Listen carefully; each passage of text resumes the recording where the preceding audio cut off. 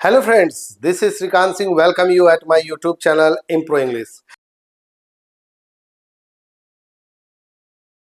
Present continuous tense क्या होता है आज हम सीखेंगे इस वीडियो में, क्योंकि मैं पहले वीडियो में आपको पढ़ा चुका हूं प्रेजेंट सिंपल टेंस यानी कि प्रेजेंट इंडेफिनिट टेंस क्या होता है, उसका यूज कहाँ पे करते हैं और कैसे करते हैं, डिफरेंसेस क्या होते हैं, सारी चर्चा मैं कर चुका हूं।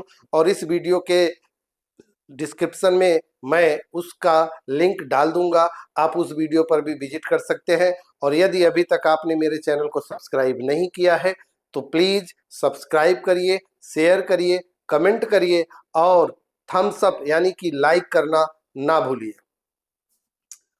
Present continuous tense, present continuous tense. Continuous का मीनिंग ही पहले आप समझ लीजिए। कॉन्टिन्यूअस मीन्स जो लगातार चल रहा हो, जो लगातार हो, यानी कि जो बात करते वक्त या काम करते वक्त जारी हो, कंटिन्यू हो, तो that is present continuous tense. वर्तमान का सेंटेंस हो और वो कंटिन्यू हो। जैसे मैं इस समय पढ़ा रहा हूं, तुम पढ़ रहे हो, तुम सीख रहे हो, तुम कुछ लिख रहे हो, तुम मूवी देख रहे हो, तुम बाजार जा रहे हो, तुम किताब खरीद रहे हो। तो ये जितने भी सेंटेंस होते हैं, जब हम हिंदी की बात करते हैं, हिंदी सेंटेंस की बात करते हैं, तो वाक्य के अंत में हमेशा आपको कुछ कॉमन चीजें देखने को मिलेगी। और वो कॉमन चीज है रहा है, रही है, रहे हैं इत्यादि। तो मेरे प्यारे बच्चों, तो वीडियो में आगे बढ़ते हैं और देखते हैं कि हम इसे कैसे पहचानेंगे, हिंदी वाक्य भी और इसका अंग्रेजी वाक्य भी। क्योंकि आज इस वीडियो के जरिए मैं आपके दिमाग से प्रेजेंट कॉन्टिन्यूअस टेंस की जो गलतफहमी है कि आपको नहीं आता, आप कंफ्यूज रहते, उसको पूरी तरह से निकाल के फेंक दूंगा, ताकि आप दोबारा जब कभी भी इसका यूज करना हो तो बेझिझक आप इसका प्रयोग कर सकें। पहचान क्या है? ऐसे वाक्य जो बताते हैं कि काम अभी चल रहा है, यानी कि जो काम चल रहा है उसके विषय में बताया जाए। इसके अंत में अक्सर रहा है, रही है, रहे हैं इत्यादि हिंदी के शब्द देखने को मिल जाएंगे। और यह कब प्रयोग किया जाता है? Used for action happening at the moment of speaking, यानी कि जब बात की जा रही है, जब बोला जा रहा हो और उस समय काम जारी हो, काम चल रहा हो, तो वहां पर हमें यूज करना है present continuous tense. Also use for temporary action. और कहां पर यूज करते हैं? जो टेम्पररी एक्शन है, यानी कि अभी चल रहा है, इसके बाद बंद हो जाएगा। एक्शंस हैपनिंग अराउंड नाउ, यानी कि उस समय आपके चारों तरफ जो एक्शन हो रहे हैं उसके लिए भी हम इस टेंस का यूज करते हैं। सो लेट्स सी, एक चीज यहां पे समझा दूं, लिखा हुआ है बट आपको जानना जरूरी है कि इज का प्रयोग और एम का प्रयोग और आर का प्रयोग किसके साथ किया जाता है। तो सीखते हैं और जानते हैं कहां पे करना है। इज का प्रयोग किया जाता है ही, शी, इट और किसी एक नाम के साथ हम प्रयोग करते हैं इज का। क्या प्रयोग करते हैं? इज का। एम का प्रयोग केवल आई के साथ किया जाता है, और जबकि आर का प्रयोग वी, यू, दे और एक से अधिक नामों के लिए किया जाता है। ये आपका क्लियर रहना चाहिए कि इज कहाँ यूज करते हैं, एम कहाँ यूज करते हैं और आर कहाँ यूज करते हैं। उम्मीद है समझ में आ रहा होगा। तो इज कहाँ यूज करते हैं? इज यूज करते हैं ही, सी, इट और किसी एक नाम के साथ। वाइल आई के साथ हम यूज करते हैं एम। क्या यूज करते हैं? एम। जबकि आर जो होता है वो यूज किया जाता है वी, यू, दे और एक से अधिक नामों के लिए। तो ये डाउट्स आपका खत्म होता है। प्रैक्टिस करिए, रिवाइज करिए और अपने दिमाग में इसको ठूस ठूस के इस तरह भरिए कि जब कभी आपको निकालना हो तो आपको सोचना ना पड़े कि भाई ये टेंस आ गया तो हम इसमें कौन सी ऑक्सिलरी लगाए, वर्ब का कौन सा फॉर्म लगेगा। ये सारे के सारे डाउट्स बगल चले जाएं और जैसे सेंटेंस आपके सामने आए या जो कुछ भी आप अपने माइंड में सोचें बोलने के लिए, वो तुरंत उसका क्रिएशन स्टार्ट हो जाए। आगे बढ़ते हैं और देखते हैं रूल्स क्या होते हैं, स्ट्रक्चर क्या होते हैं। Let's see. पॉजिटिव स्ट्रक्चर क्या होता है? सब्जेक्ट इज एम आर, जैसा कि मैंने मेंशन कर दिया कि इज कहां लगाएंगे, एम कहां लगाएंगे और आर कहां लगाएंगे।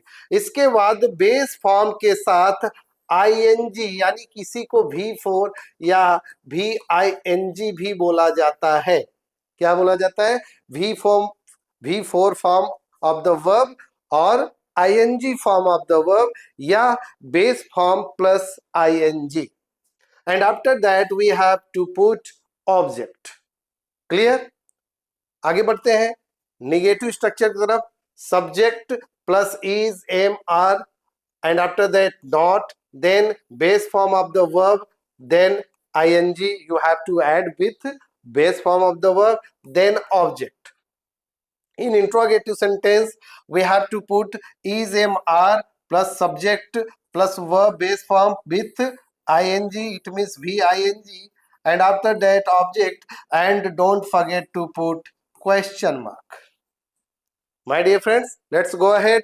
इंट्रोगेटिव निगेटिव जब बनाते हैं तो is am are plus subject plus not plus base form of the verb plus ING plus object question mark, and if you are going to put it in contracted form you have to write like this: isn't, aren't, क्योंकि एमंट नहीं होता उसके स्थान पर aren't ही use किया जाता है contracted form में, इसलिए यहाँ पे एमंट नहीं लिखा गया है। तो डाउट्स नहीं होना है कि सर एमंट क्यों लिखा गया, क्योंकि एम नॉट होता है बट इसका कॉन्ट्रैक्टेड फॉर्म यानी कि जो शॉर्ट फॉर्म होता है उसका यूज नहीं किया जाता, यानी कि वो होता ही नहीं इंग्लिश ग्रामर में, तो हम यहाँ पे इसीलिए एमंट नहीं लिखे हैं। After that subject plus verb base form ING object question mark. यहां पे देखिए मैंने मेंशन भी कर दिया है कि am not is usually contracted to aren't in questions. Okay, यानी कि अगर हमको आई के साथ भी इस तरह से कॉन्ट्रैक्टेड फॉर्म बनाना हो तो we have to write aren't I at the place of amn't I. Okay, so one structure more with question word, यानी WH वर्ड के साथ का जो स्ट्रक्चर होता है you must know in this. WH plus is am are plus subject plus, यदि not है तो नॉट लगाएंगे और सेंटेंस में नहीं दिया गया है तो नहीं लगाना है। एंड आफ्टर दैट V4 या VING and object with question mark. This is the structure. WH word plus is am are plus subject plus not, यदि निगेटिव रहेगा तो नॉट लगाएंगे, नहीं रहेगा तो नहीं लगाएंगे, और उसके बाद VING plus object. Let's go ahead and see the next slide that is going to be very useful because you are going to do a good practice with me. Positive structure, let's see. Positive structure, मैं अभी खाना बना रहा हूं, subject क्या है? मैं की अंग्रेजी मैंने पहले आपको बता चुका हूं, मेरे फर्स्ट पार्ट यानी प्रेजेंट इंडेफिनिट टेंस वाले में मैंने बताया है कि मैं की अंग्रेजी क्या होती है, हम की अंग्रेजी क्या होती है, तुम की अंग्रेजी, वे की अंग्रेजी, वह की अंग्रेजी, स्त्री के लिए क्या होता है, पुरुष के लिए क्या होता है, सब चीजें मैंने मेंशन किया है। तो अगर डाउट्स हो तो लिंक में मैं वीडियो का लिंक डिस्क्रिप्शन में मैं वीडियो का लिंक छोड़ दूंगा, आप वहां से जाकर वापस वीडियो पे देख सकते हैं। तो आगे देखते हैं, मैं अभी खाना बना रहा हूं, मैं यानी कि आई, और आई के साथ क्या लगता है? एम लगता है। I am cooking food right now, अभी। वह अपनी किताब पढ़ रही है, शी इज पढ़ रही है, it means this shows a female character, we have to write she is reading her book. बच्चे क्रिकेट खेल रहे हैं, चिल्ड्रेन आर प्लेइंग क्रिकेट. बारिश हो रही है, it is raining. It is raining. Negative sentence, मैं काम नहीं कर रहा हूं, आई एम नॉट वर्किंग. वे टीवी नहीं देख रहे हैं, they are not watching TV. मेरी बहन गाना नहीं गा रही है, my sister is not singing a song.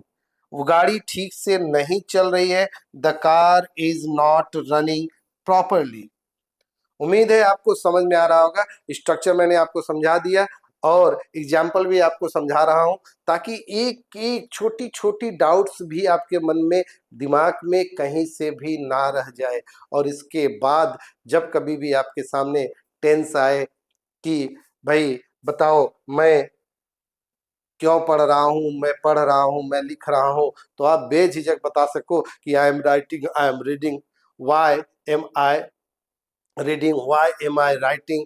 तो इस प्रकार के स्ट्रक्चर आपके मन में कहीं से भी डाउटफुल ना रह जाए. आगे बढ़ते हैं इंट्रोगेटिव सेंटेंस की तरफ और समझते हैं कि कैसे इसको हम चेंज करते हैं, ट्रांसलेट करते हैं. क्या तुम मेरी बात सुन रहे हो? Are you listening to me? एक चीज का ध्यान रखना बच्चों, लिसन के साथ हमेशा टू प्रीपोजिशन का यूज किया जाता है. Don't put any other preposition with listen. क्या वह अभी आ रहा है? Is he coming now? क्या वह अभी आ रहा है? क्या बच्चे स्कूल जा रहे हैं? Are children going to school? क्या आप मेरा इंतजार कर रहे हो? Are you waiting for me? इसी का यदि हम क्वेश्चन वर्ड में बनाना हो तो हम लिखेंगे why are you listening to me. यानी कि हम क्वेश्चन वर्ड के साथ डाल के लिख सकते हैं. Next, when is he coming?